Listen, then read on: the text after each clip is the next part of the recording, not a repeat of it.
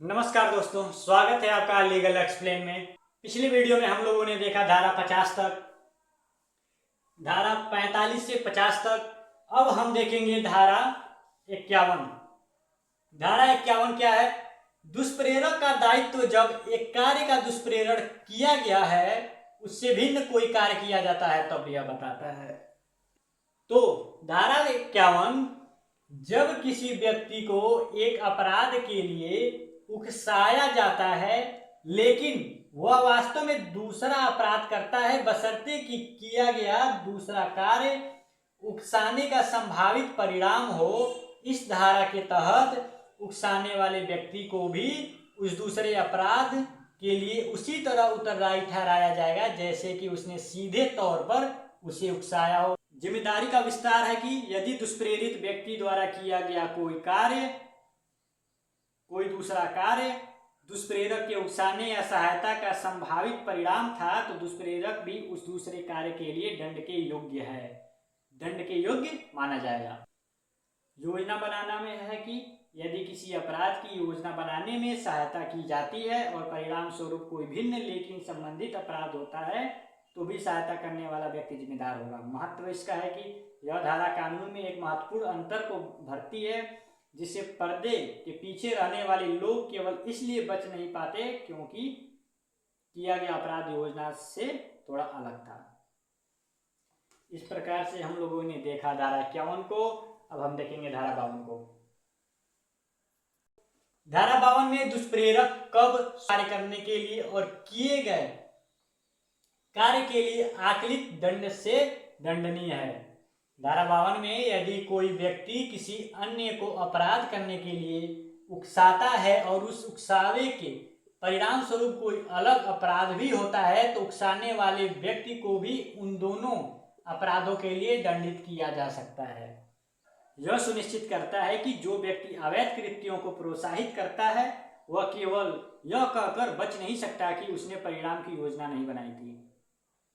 उदाहरण के माध्यम से समझते हैं कि यदि ख को एक लोक सेवक द्वारा किए गए कष्ट का विरोध करने के लिए उकसाता है और ख विरोध करते हुए उस अधिकारी को जान से मार देता है, यदि क को यह पता था कि विरोध करते हुए ख ऐसा कर सकता है तो क विरोध और हत्या दोनों के लिए दंडनीय होगा। दुष्प्रेरित कार्य से कारित दुष्प्रभाव के लिए दुष्प्रेरक का दायित्व जो दुष्प्रेरक द्वारा आशय से भिन्न हो, इसके बारे में यह बताता है। धारा 53, उकसाए गए कार्यों से उत्पन्न अनपेक्षित प्रभाव के लिए दुष्प्रेरक की जिम्मेदारी से संबंधित है। इसका मतलब है कि यदि कोई व्यक्ति किसी अन्य व्यक्ति को किसी कार्य के लिए उकसाता है और उस कार्य का परिणाम उकसाने वाले इरादे से अलग और अधिक गंभीर होता है तो दुष्प्रेरक उस परिणाम के लिए उत्तरदायी होगा, बशर्ते उसे पता हो कि उस कार्य से यह गंभीर परिणाम हो सकता है। जिम्मेदारी का सिद्धांत है कि दुष्प्रेरक उस परिणाम के लिए भी उसी तरह और उसी सीमा तक जिम्मेदार होता है मानो उसने सीधे उसी परिणाम को उत्पन्न करने के इरादे से उकसाया हो। उदाहरण के माध्यम से समझते हैं कि यदि क किसी ख को गंभीर चोट पहुंचाने के लिए उकसाता है और ख ऐसा करता है लेकिन ख की मृत्यु हो जाती है, यदि क को यह पता था कि गंभीर चोट से मृत्यु हो सकती है तो क को हत्या के लिए दंडित किया जा सकता है। अब हम इस तरीके से हम लोगों ने देखा धारा 53 को। अगर आपको वीडियो अच्छा लग रहा हो तो लाइक करिए और हमारे इस चैनल को सब्सक्राइब करिए, बेल आइकन दबाना ना भूलिए। अब हम देखते हैं कि धारा 54 क्या है। अपराध किए जाते समय दुष्प्रेरक की उपस्थिति के बारे में यह हमें बताता है।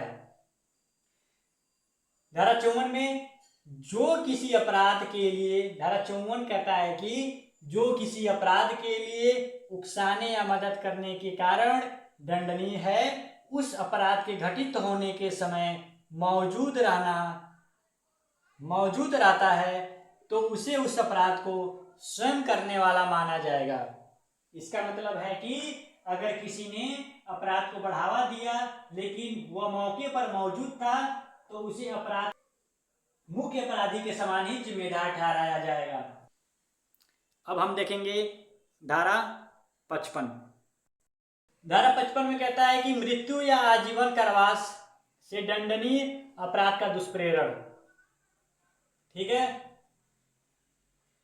धारा 55 कहता है कि यदि कोई व्यक्ति किसी ऐसे अपराध को करने में मदद या उकसाता है जिसके परिणाम स्वरूप मृत्यु या आजीवन कारावास हो सकता है, लेकिन वह अपराध होता नहीं है, तो उसे अधिकतम 7 वर्ष की कैद प्लस जुर्माना की सजा हो सकती है।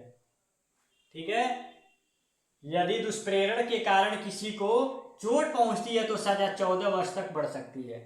धारा 55 की मुख्य बातें भी हैं। अपराध में यह धारा ऐसे अपराध को दंडित करती है जहां किसी को मृत्यु दंड या आजीवन कारावास की सजा वाले अपराध के लिए उकसाया या सहायता की जाती है। अपराध न होने पर दंड। यदि दुष्प्रेरण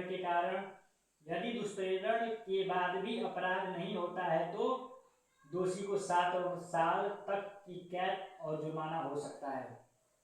चोट लगने पर दंड। यदि दुष्प्रेरण के परिणाम स्वरूप किसी व्यक्ति को चोट पहुंचती है तो दोषी को 14 वर्ष तक की कैद और जुर्माना प्लस जुर्माना हो सकता है। जमानत नहीं होगा। इस धारा के तहत अपराध जमानती नहीं है। ठीक है, उदाहरण के माध्यम से समझते हैं कि ए ने बी को किसी की हत्या करने के लिए उकसाया, हालांकि बी ने हत्या नहीं की, फिर भी ए को उकसाने के लिए दंडित किया जाएगा। तो इस प्रकार से हम लोगों ने देखा धारा 55 को। इस वीडियो में हम धारा 55 तक ही पढ़ेंगे। नेक्स्ट वीडियो में हम देखेंगे धारा 56 से। तब तक के लिए अगर आपको वीडियो अच्छा लगे तो लाइक करिएगा, मेरे चैनल को सब्सक्राइब करिएगा, बेल आइकन दबाना ना भूलिएगा। मिलते हैं नेक्स्ट वीडियो में। बाय।